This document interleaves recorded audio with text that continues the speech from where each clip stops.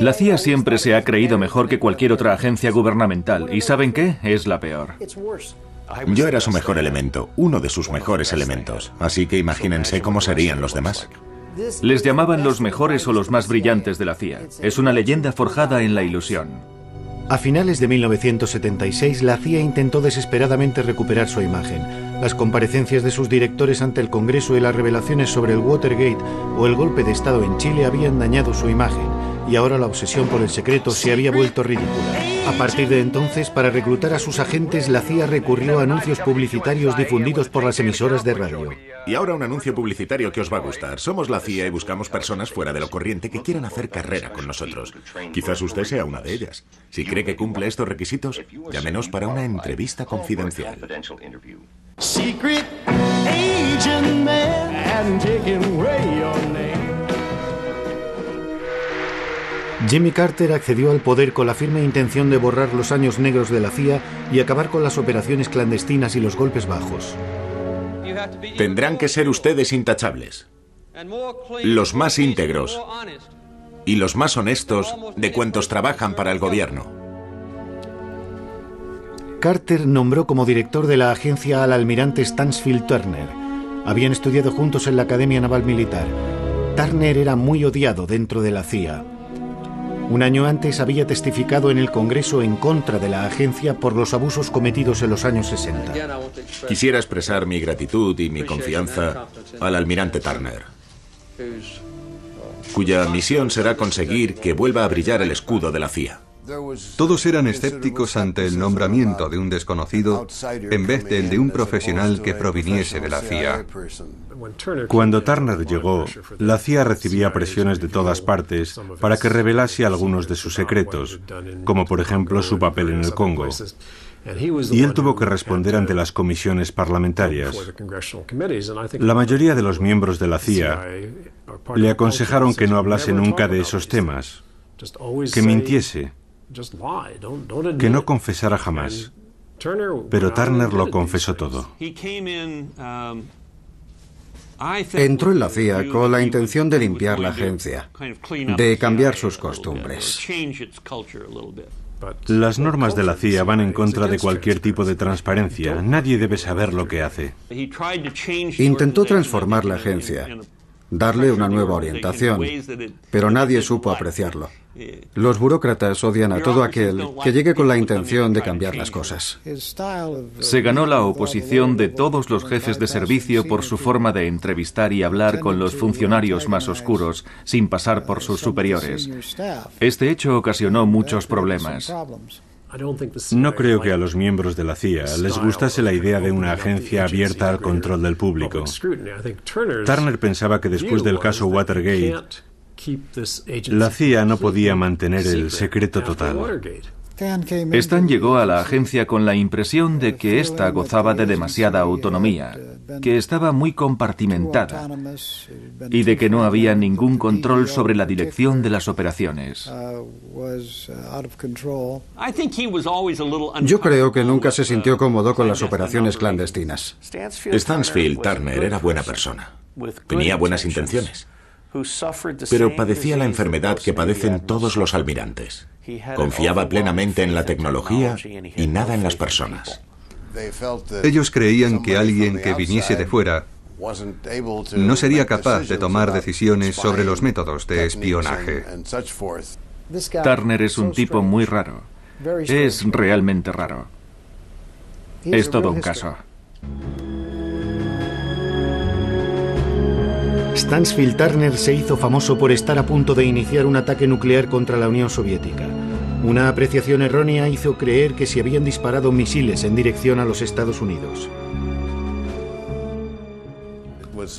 Fue un error. Hubo un problema. Nuestros aparatos indicaban un ataque inminente. En la pantalla de un radar se puede introducir de forma artificial un mensaje que señale la llegada de un misil. Aunque las personas que controlan los radares todos los días saben cómo es. Alguien pudo equivocarse y pulsar un botón que no era, y entonces apareció la señal. Cuando algo así pasa, hablas con los responsables y les dices, no está pasando nada, ¿hemos cometido algún error? Y alguien te contesta, nos hemos equivocado de botón. Está loco. Yo creo que Turner está chiflado. Algunos pensaban que era el peor director que habíamos tenido y otros creían que no estaba mal. En mi opinión, no fue nuestro mejor director. No creo que los años que Turner estuvo a la cabeza de la CIA puedan considerarse como una buena época, ni para el pueblo americano ni para la CIA. Le hizo más daño a la CIA que las comisiones Church y Pike juntas. Él, Schlesinger y unos pocos más consiguieron acabar con el servicio de operaciones clandestinas. Nada más llegar a la Casa Blanca, Jimmy Carter otorgó su perdón a los objetores de conciencia de la guerra de Vietnam. Después convirtió el Oriente Próximo en su máxima prioridad. Tras 15 días de negociaciones en Camp David, se firmó un tratado de paz entre Israel y Egipto. En Irán, Carter sufrió su primer fracaso, el más amargo. A mediados de agosto de 1978, la CIA proporcionó al presidente Carter unas informaciones totalmente erróneas sobre Irán, indicándole que dicho país no se encontraba en situación revolucionaria, ni siquiera prerrevolucionaria.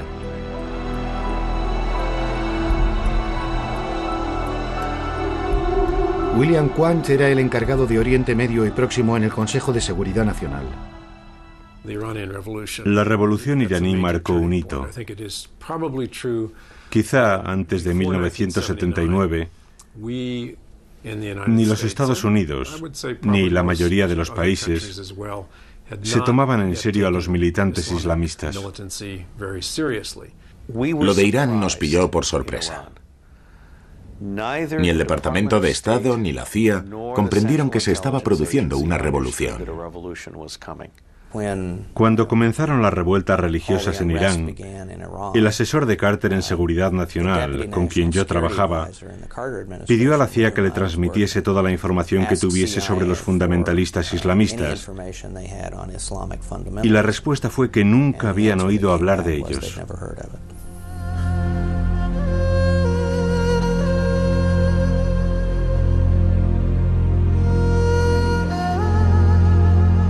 Desde su exilio en Neaufle-le-Château, en Francia, el ayatolá Jomeini llevaba meses preparando la revolución islámica y anunciaba su intención de derrocar el régimen feudal del Shah de Irán, a quien 25 años antes la CIA había instalado en el poder. La CIA y yo creíamos que aunque el Shah tuviese problemas en su país, disponía de una poderosa fuerza militar y de una sólida policía secreta. Y en caso de que estallasen revueltas en la calle, enviaría a la policía que dispararía sobre los amotinados si era necesario y conservaría el poder. Yo escuché al almirante Turner declarar públicamente en varias ocasiones que no había ningún indicio que hiciese pensar que los religiosos que vivían en Francia tuviesen capacidad para organizar una operación revolucionaria de tal envergadura. Estábamos totalmente equivocados. La CIA y todos los servicios secretos americanos no supieron ver que Jomeini podía hacer lo que hizo en el momento elegido y de qué forma.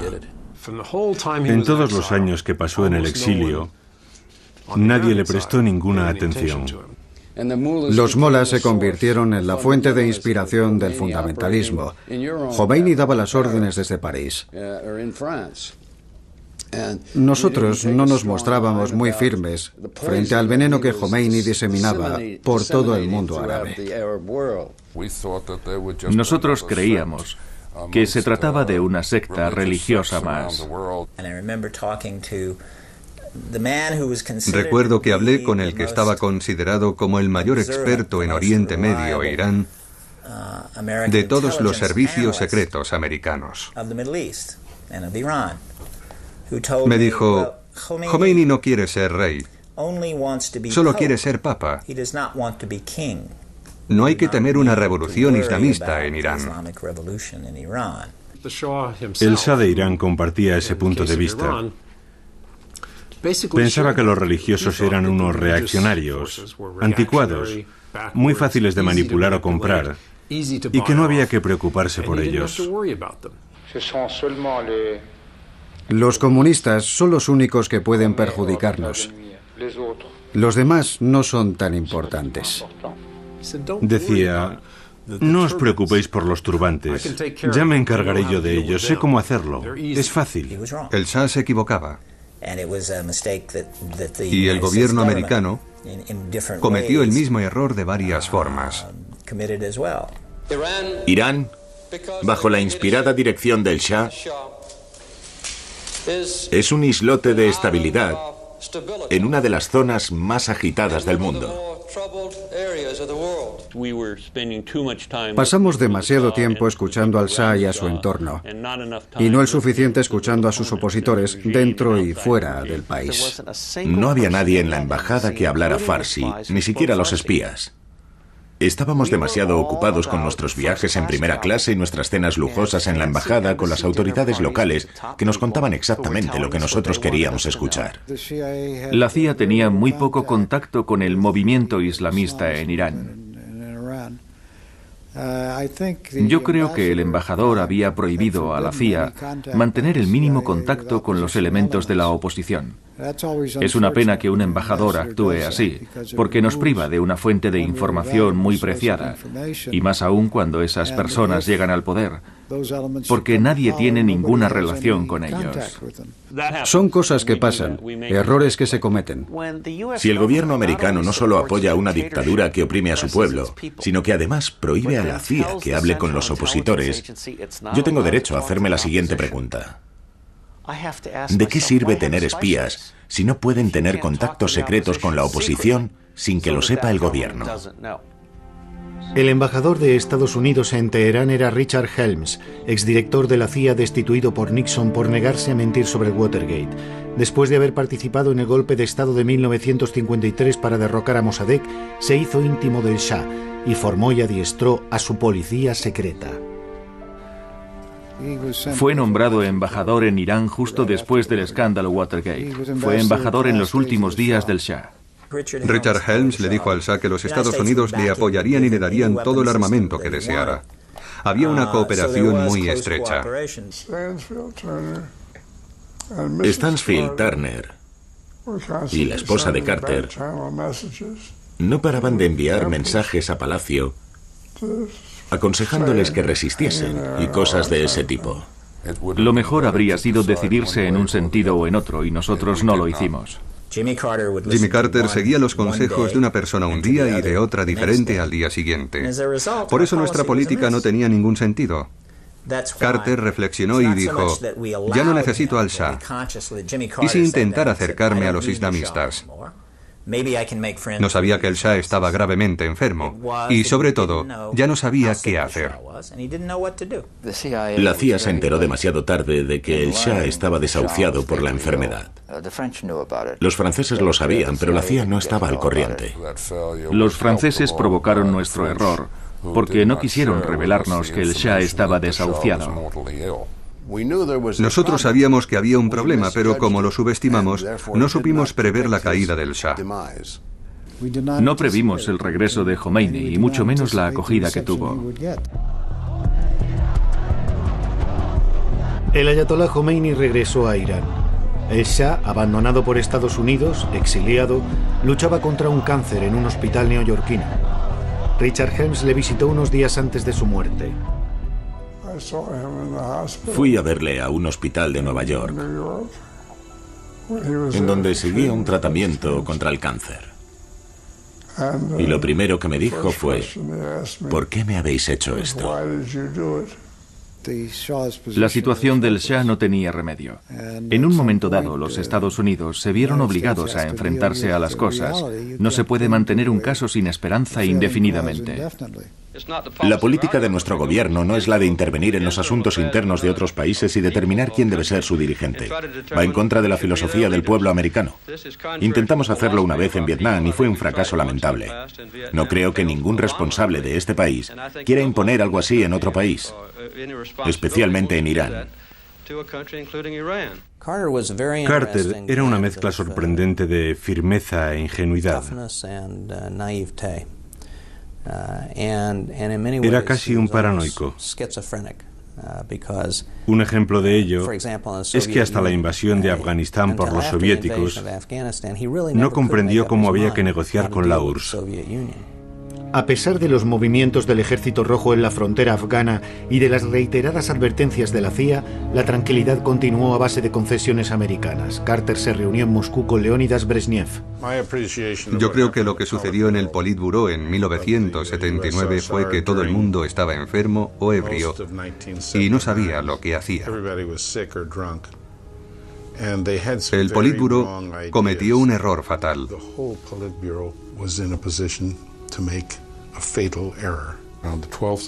Y el 12 de diciembre se firmó el documento que autorizaba la intervención en Afganistán. Nos preparamos para la invasión, hicimos saber que las tropas estaban listas, pero pensábamos que no iban a invadir Afganistán.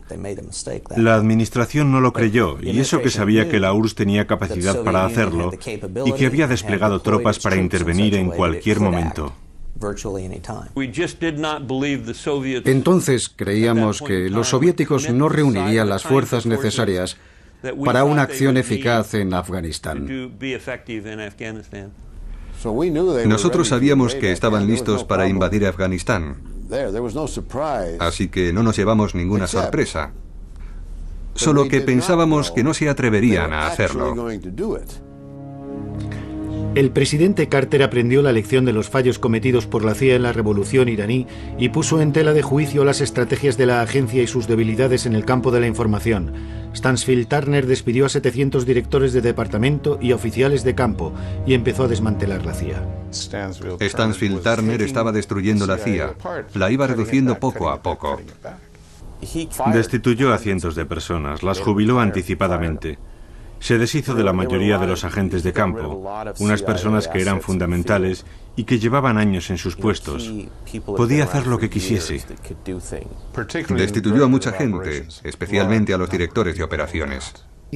Suprimió más de 600 puestos. Sin duda fue demasiado. Desmanteló toda la infraestructura que habían tardado años en construir desde 1950. No le hizo ningún bien a la CIA y yo no creo que Stansfield Turner tuviera razón. En realidad, su apreciación del mundo quizás fuese errónea. Quizás me equivoqué, quizás tomé decisiones equivocadas. Ese es el problema. Los hombres como Stansfield Turner o Richard Helms y otros que dirigieron la CIA nunca ven más allá de sus narices. Escuchen, él solo hacía lo que le decían que hiciese. Es decir, sustituir los hombres de campo por tecnología. Le pidieron que lo hiciera. El responsable no es Stansfield Turner, sino el presidente.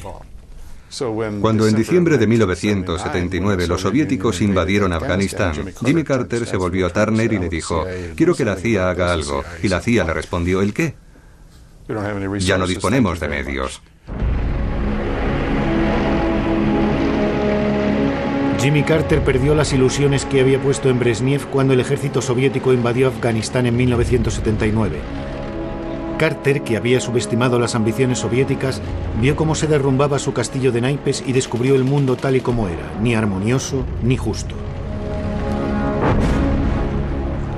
Enseguida pidió a Stansfield Turner y a la CIA que armasen a la resistencia afgana para luchar contra la ocupación soviética. Cuando la tarde del día de Navidad de 1979 los soviéticos invadieron Afganistán, Jimmy Carter fue el más sorprendido de todos. Sentía una rabia profunda, se sentía muy desdichado. No tenía mucha experiencia con comunistas, y aunque le avisaron, aunque la agencia le advirtió de la invasión de Afganistán, le sorprendió mucho que los soviéticos se hubiesen atrevido a hacerlo. El mundo no puede tirar la toalla y permitir que la URSS cometa un acto semejante con total impunidad. Después de la escandalosa invasión de Afganistán, el presidente Carter vio a los soviéticos con otros ojos. Sin duda perdió todas sus ilusiones en la Unión Soviética, especialmente después de lo de Afganistán, que fue un duro golpe para él. Jimmy Carter estaba furioso porque siempre pensó que podría entenderse con Brezhnev. Y Brezhnev, que pensaba que Carter le permitiría actuar, invadió Afganistán y entonces Carter le dijo que no. La ironía de esta historia es que gracias a los soviéticos descubrimos una faceta de Carter que los americanos nunca habían visto, su lado duro, su lado firme. ¿Qué podíamos hacer? ¿Permitir que los soviéticos invadiesen todo el país sin ofrecer resistencia? Aparentemente cambió de opinión de forma radical y aceptó ayudar a los mujahidines afganos proporcionándoles un armamento de vanguardia. La invasión se produjo sobre el 26 o el 27 de diciembre y las primeras armas que se enviaron a Pakistán llegaron el 30 de enero. Fue bastante rápido. Con el gobierno Carter decidimos ayudarles utilizando a la CIA. La CIA organizó una alianza clandestina muy discreta con otros países para luchar contra los soviéticos y les hicimos la vida imposible durante 10 años. Teníamos un objetivo muy claro. A partir de 1979 y a lo largo de la década de los 80 solo teníamos un objetivo: conseguir que los soviéticos abandonasen Afganistán. ¿Cómo íbamos a saber en 1979 que las personas a las que suministrábamos armas para expulsar a los soviéticos de Afganistán iban a convertirse en algo tan horrible como los talibanes? Nosotros creamos a los talibanes. Nosotros creamos ese ejército fundamentalista sin ser conscientes de lo que estábamos haciendo. No tuvimos en cuenta la mentalidad de la zona. Carter tuvo que enfrentarse a otra crisis que conmocionó a la opinión pública. Un mes antes de la invasión de Afganistán, unos estudiantes islamistas secuestraron a los empleados de la embajada americana de Teherán. El secuestro podía poner fin a las ambiciones políticas de Carter, que esperaba la reelección. Su rival, Ronald Reagan, cuya campaña electoral dirigía William Casey, no desaprovechó la ocasión. Creo que la política exterior de este gobierno ha contribuido a crear una situación que ha hecho posible el secuestro. Es una humillación y una vergüenza para nuestro país que el secuestro dure tanto tiempo. Carter estaba totalmente desbordado por los acontecimientos de Teherán. El presidente Carter reunió a todos sus asesores y decidió emprender negociaciones secretas con el nuevo gobierno iraní con el fin de obtener la liberación de los rehenes antes de las elecciones presidenciales. Pero alguien desde dentro de la Casa Blanca informaba regularmente al equipo de Ronald Reagan. Nosotros sabíamos que Carter estaba a punto de conseguir un acuerdo con los iraníes para conseguir la liberación de los rehenes antes de las elecciones. Los republicanos se enteraron y comprendieron que si Carter conseguía la liberación, ganaría las elecciones. Tenían que hacer algo para conseguir el fracaso de las negociaciones.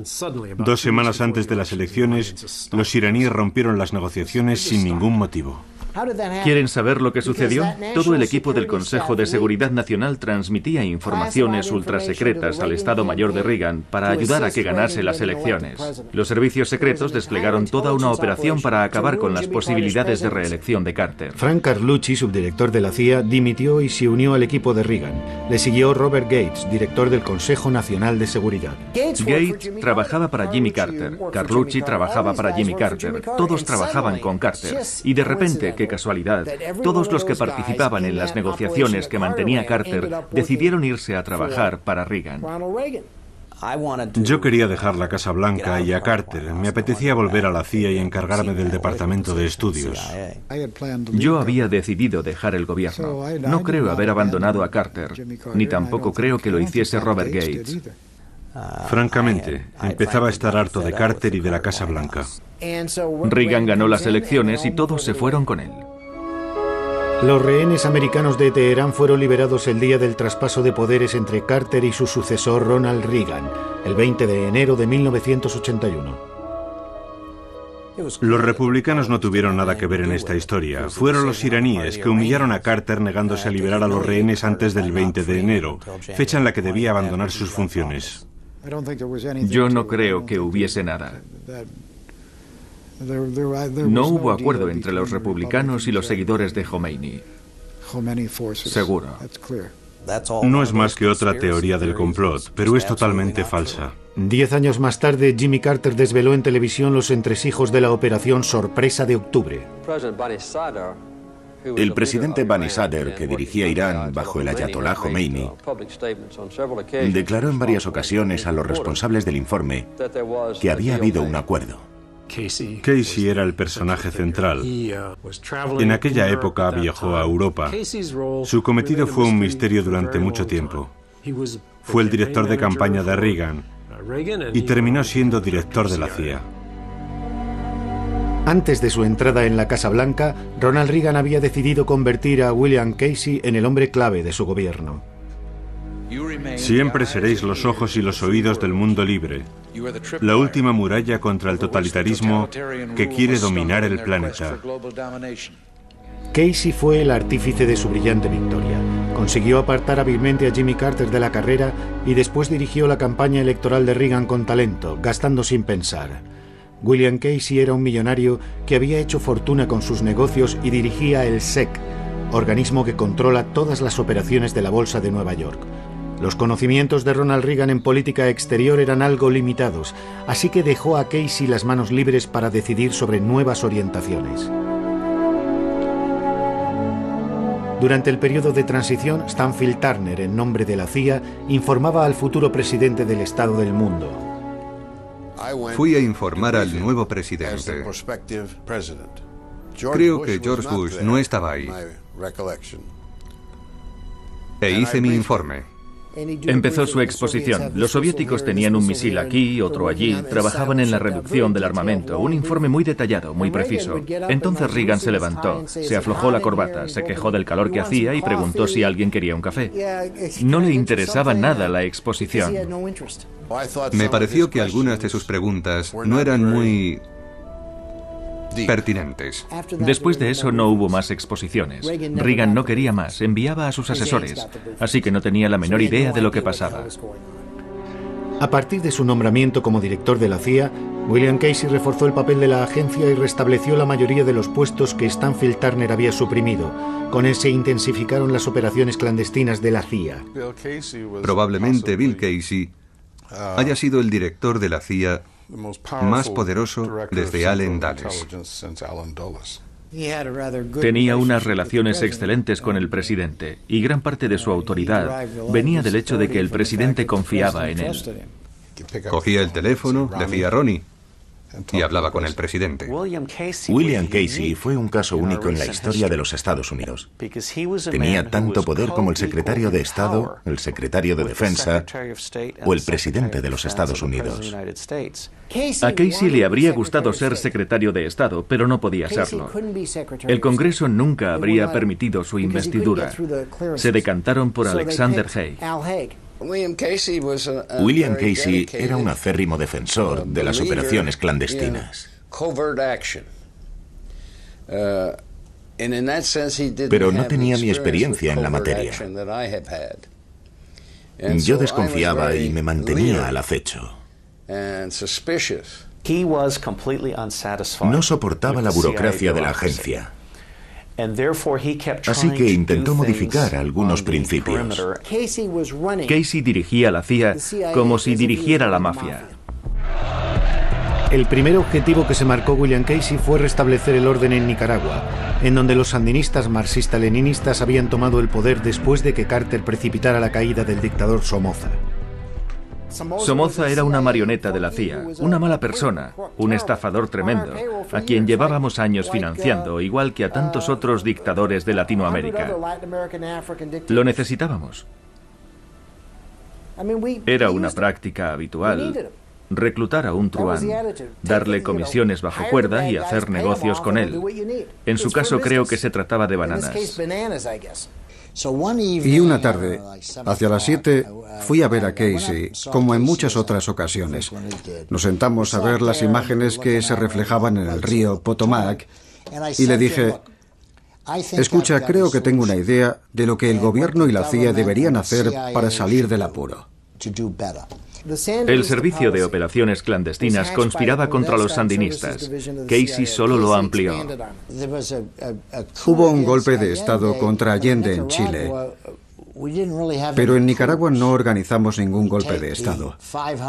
Al principio colocamos a 500 personas a lo largo de la frontera entre Honduras y Nicaragua y organizamos una operación de guerrilla dentro de Nicaragua para interceptar los envíos de armas a El Salvador o a otros lugares. A continuación, creamos un ambiente revolucionario.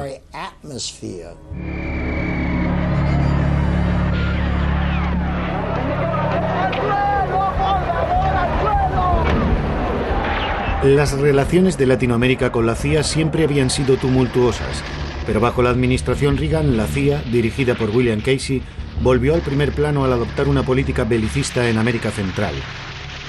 Se sirvió de la Contra para dirigir una guerra contra los sandinistas en Nicaragua y multiplicó las operaciones clandestinas en Salvador y Honduras. Yo creo que las operaciones clandestinas simplemente son una prolongación de la política exterior. Otra forma de hacer la guerra. Este tipo de operaciones se utiliza desde la noche de los tiempos. Bill Casey fue el director más controvertido. Fue el mejor director que jamás hayamos tenido y al mismo tiempo también fue el peor. Con él nuestras relaciones con el Congreso se volvieron horribles. Pese a la prohibición del gobierno de realizar cualquier maniobra de desestabilización del gobierno en Nicaragua, Estados Unidos vendió armas a la República Islamista de Irán y consiguió $30 millones para seguir financiando a la guerrilla antisandinista. Se supone que todas las acciones clandestinas de la CIA tienen la autorización oficial del presidente de los Estados Unidos. Sin embargo, Reagan afirmó no estar al corriente. ¿Si estaba el presidente al corriente? Pues claro que lo sabía. No había ni una sola persona en Washington que no estuviera al corriente. Se hablaba de ello en todos los cócteles. Todos sabían lo que hacía. Y entonces nos metimos en el Iran Gate. Fue el asesinato de la CIA. William Trench Smith ha descubierto que usted pudo autorizar a la CIA a vender ilegalmente armas a algunos países, saltándose las leyes. Un agente compraba armas al Ministerio de Defensa y las transfería a Irán en cuanto el país efectuaba los pagos. ¿Lo recuerda? Sí. ¿Es ilegal vender armas a Irán y con el dinero obtenido financiar a la Contra? Coronel North, cuando habló con el director Casey de estos beneficios, Se lo voy a decir a usted y a los miembros de la Asamblea. Mentí en el Congreso. Mentí. ¿En su declaración? En mi declaración. ¿Cara a cara? Cara a cara. ¿Mintió en sus declaraciones sobre el apoyo que dio a la Contra? Sí, lo hice. La CIA siempre había recibido muchas críticas, especialmente por sus actividades en Latinoamérica.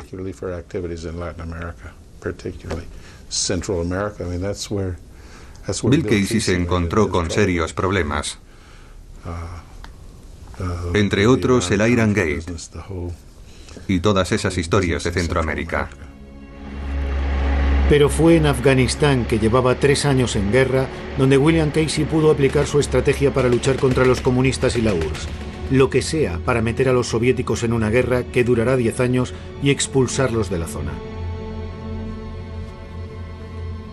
Bill Casey cambió las reglas del juego en Afganistán. Carter había decidido hostigar a los soviéticos, agotarles, hacerles la vida imposible. En 1985, Bill Casey le hizo firmar a Reagan una directiva que decía: ustedes tienen que ir allí para ganar, para hacer que se larguen. Bill Casey vino a verme, nos habíamos conocido en África, y me dijo: quiero que vayas a Afganistán y quiero que ganes. La resistencia fue capaz de aplastar a un ejército de 120.000 hombres, pero nosotros no lo habíamos previsto. ¿Cómo consiguieron vencerles? Les proporcionaron un apoyo militar considerable. Un ejemplo claro son los lanzamisiles que hicieron totalmente vulnerable a la aviación soviética. Perdimos tantos helicópteros que nos daba miedo que nuestros aviones volasen a baja altitud. Y esas armas se las había dado la CIA. Los soviéticos habrían ganado de no ser por los lanzamisiles que utilizaron contra los helicópteros. La CIA ya proporcionaba armas y dinero a los mujahidines afganos con Carter, pero bajo la dirección de William Casey, la agencia armó a decenas de grupos de la guerrilla sin ningún control para atacar a los soviéticos, llegando a proporcionarles armas de vanguardia. Entregaron misiles antiaéreos a los fanáticos islamistas a cambio de la promesa de que el armamento solo sería utilizado contra los rusos. 10 años después de la marcha de los soviéticos, ese armamento seguía utilizándose. 1.000 millones al año, en total 3.000 millones de dólares para acabar con Afganistán. ¿Saben cuánto le costó la Guerra Fría al contribuyente americano? 13 billones de dólares. Ni siquiera puedo imaginar los ceros que tiene esa cifra. Así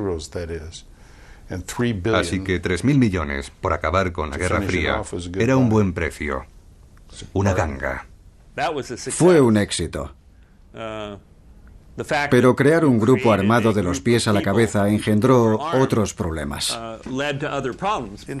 En realidad, la CIA proporcionó armas a los mujahidines con las instrucciones, y hoy sabemos que Bin Laden era uno de los que las recibió.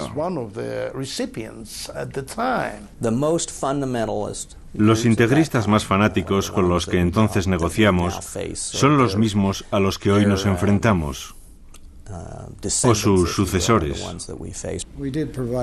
Proporcionamos armas a los mujahidines afganos, y hoy algunos de ellos luchan contra nosotros.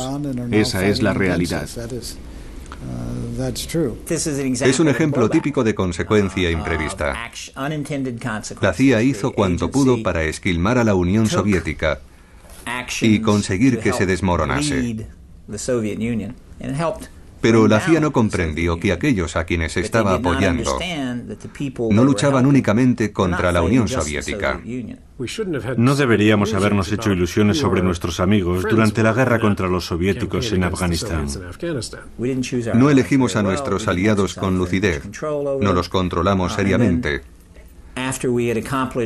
Y una vez cumplido nuestro objetivo, vencer a los soviéticos, cortamos nuestra relación con ellos y nos largamos. Después de 1989, el mundo entero se olvidó de Afganistán, no la CIA. La CIA no construye naciones, hace lo que tiene que hacer. Pensábamos que la CIA, o mejor dicho, el gobierno americano, debería haber seguido apoyando a los afganos después de 1989, pero los Estados Unidos abandonaron Afganistán. Y dejamos a Afganistán hecho jirones. No estuvo bien. Quizás no necesitasen tanto apoyo, ni tantas armas, ni tantos lanzamisiles, pero nosotros no creamos el movimiento islamista. Fue una política demente y estúpida que prácticamente destruyó Afganistán. Y ahora el mundo entero paga las consecuencias con la guerra contra el terrorismo. Tenemos que asumir el hecho de que nosotros contribuimos a crear las condiciones necesarias para que un loco como Osama Bin Laden consiguiese reunir a un puñado de desesperados.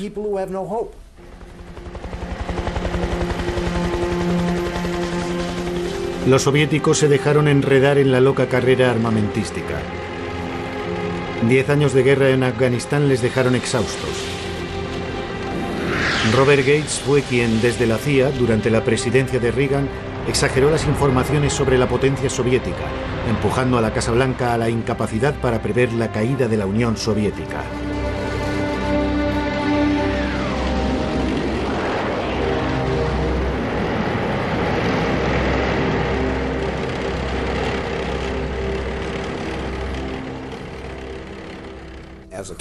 A medida que aumentaba el número de víctimas, la guerra tenía el mismo impacto en la Unión Soviética que el que tuvo la guerra de Vietnam en los Estados Unidos. Creo que eso fue lo que contribuyó al desmoronamiento de la Unión Soviética. Era evidente que la Unión Soviética no podía soportar unos gastos militares de este orden sin hablar de sus aventuras en el extranjero.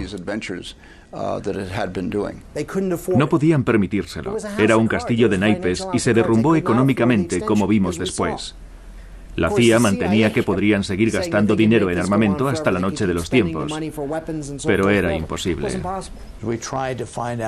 Nosotros intentábamos averiguar el porcentaje del presupuesto soviético destinado a la defensa. Y sé que nuestras cifras no siempre se ajustaron a la realidad.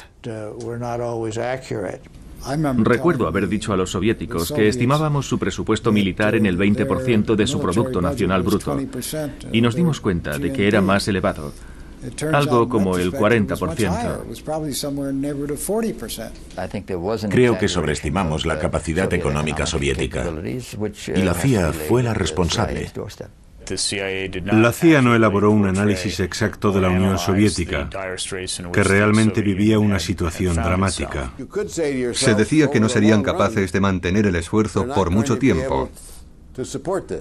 Nosotros lo habíamos previsto, pero no de forma tan clara como podíamos y deberíamos haberlo hecho. En ocasiones exagerábamos el número de misiles que fabricaban. No podíamos conformarnos solo con mirar sus 30.000 misiles nucleares y pensar, no hay por qué preocuparse, su economía se está desmoronando.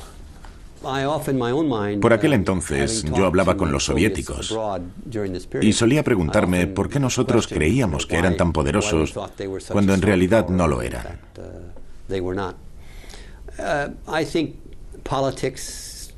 Creo que ahí entra en juego la política. El Pentágono. Necesitaban más armamento.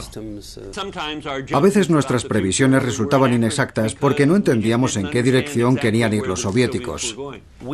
Nosotros mandábamos nuestros bombarderos al norte de Rusia, solo para ver hasta dónde podíamos llegar. Por esta razón, la Unión Soviética decidió gastar tanto dinero en la fabricación de misiles y otros sistemas de defensa. Estados Unidos jugaba a provocar. Es una mala política, un juego de indios y vaqueros estúpido al que nunca deberíamos haber jugado. Cuando en 1986 el nuevo jefe del Kremlin, Mikhail Gorbachev, se entrevistó con Ronald Reagan, la URSS estaba al borde de la implosión. El Washington Post escribió: Robert Gates no es la clase de persona con la que apetece pasar un fin de semana. No sé por qué el Washington Post escribió eso. Uno de sus periodistas decía que en lo referente a la Unión Soviética, yo era el equivalente al burrito Igor en Winnie the Pooh. Solo veía el lado malo de las cosas y nunca veía la parte positiva. Dijo que yo era muy pesimista respecto a la Unión Soviética. Yo era muy escéptico con respecto a Gorbachev. Al presidente Reagan le caía bien. Y recuerdo que en una ocasión le dije: señor presidente, no olvide nunca que es el último comunista de la Unión Soviética. Gorbachev no está ahí para desmantelar la Unión Soviética, sino para ponerla de nuevo en pie, porque ha comprendido que estaba en muy mal estado. Estaba claro que quería destruir la burocracia stalinista, pero no tenía nada para sustituirla. Creo que los acontecimientos me han dado la razón.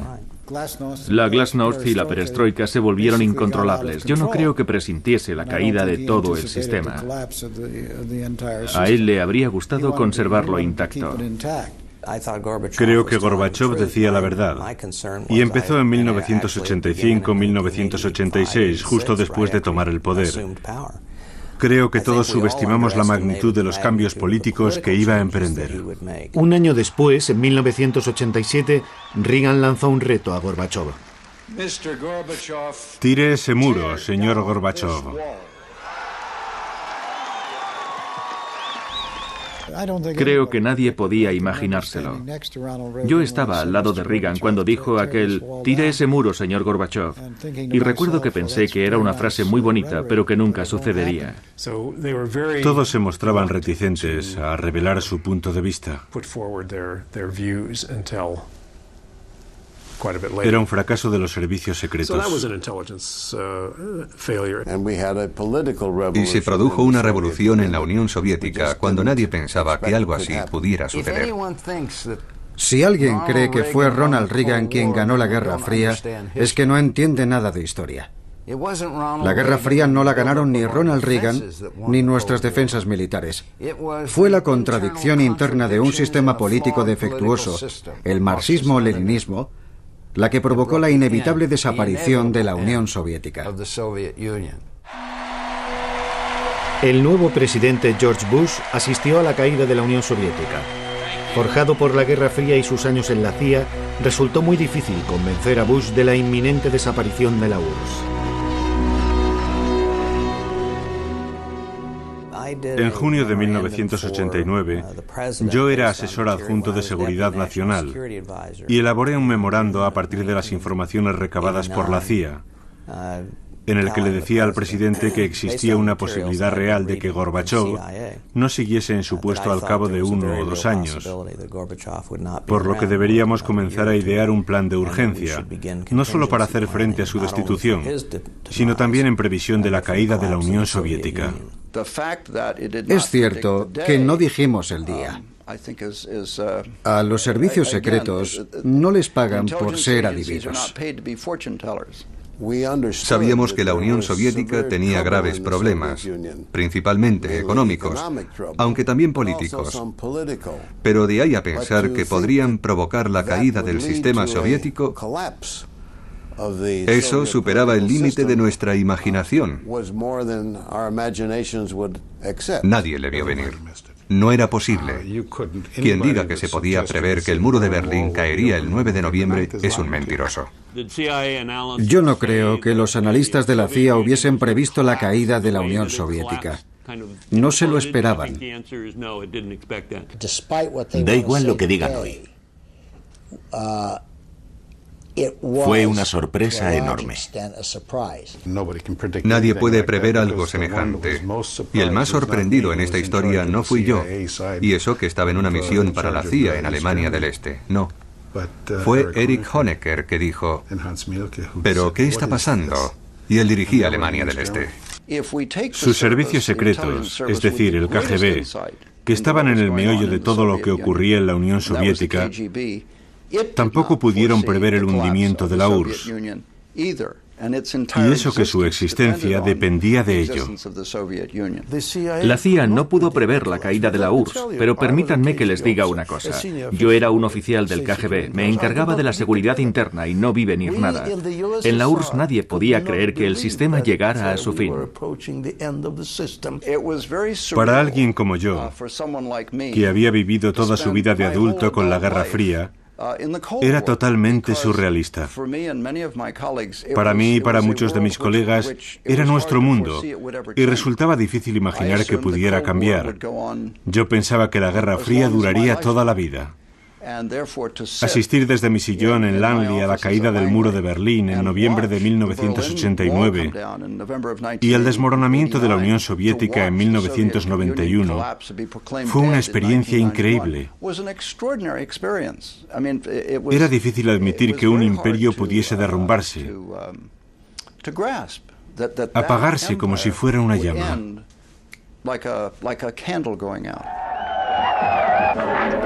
La caída del muro de Berlín en noviembre de 1989 preparó la reunificación de Alemania. Una tras otra, las antiguas democracias populares iban expulsando a los regímenes comunistas.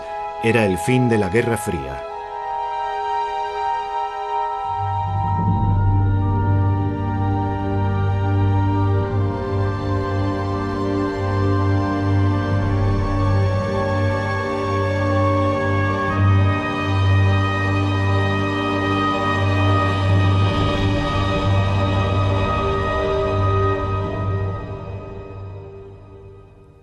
Era como al final de la Segunda Guerra Mundial. Todo el mundo estaba agotado.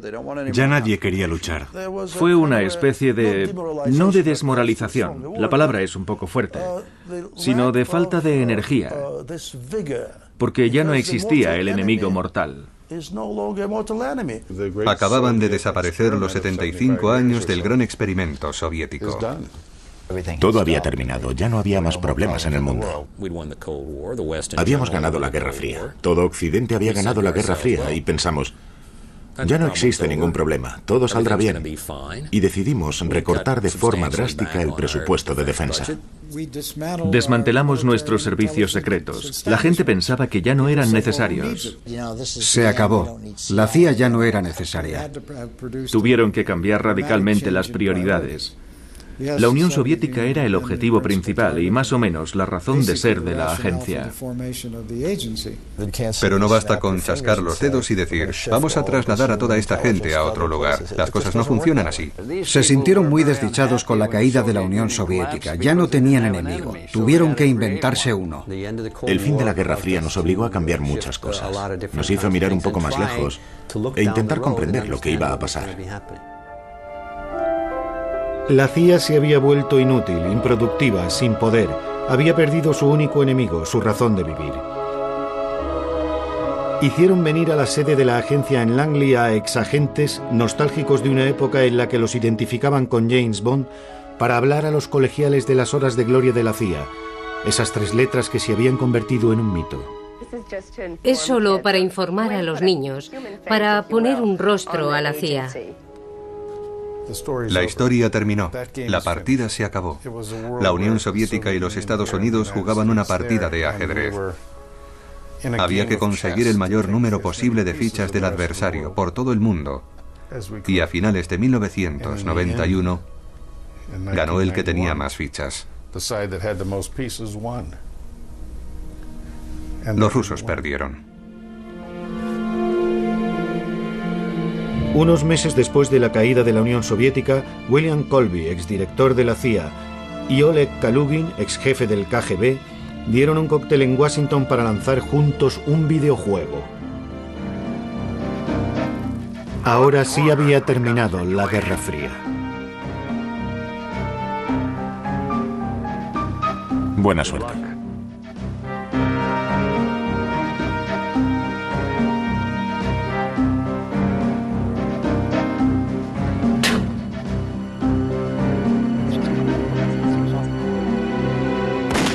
Cada vez que parece que los americanos han traspasado los límites de la estupidez, van y hacen algo más estúpido todavía.